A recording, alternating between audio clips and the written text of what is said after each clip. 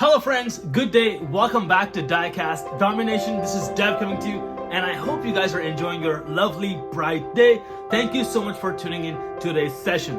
Now, today being a special day, first of all, I would like to thank DoubleGDiecast, who has been in the market for a very long time, and that person has mastered the art of crafting 1/64 scale diorama figurines, but these are resin printed.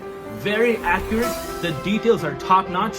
The only thing you have to do is paint them, which is very artistic by myself. I am an artist. Right behind me, that is one of my paintings that I'm working on.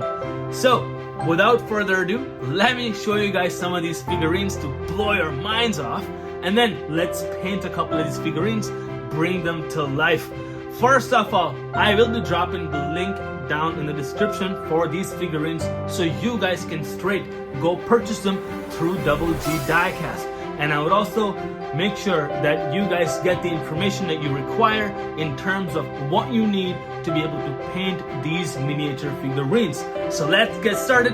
Don't forget to hit that like button, subscribe to my channel, and also hit that bell icon so you don't miss future content, because this is DIECAST Domination. Let's get rolling!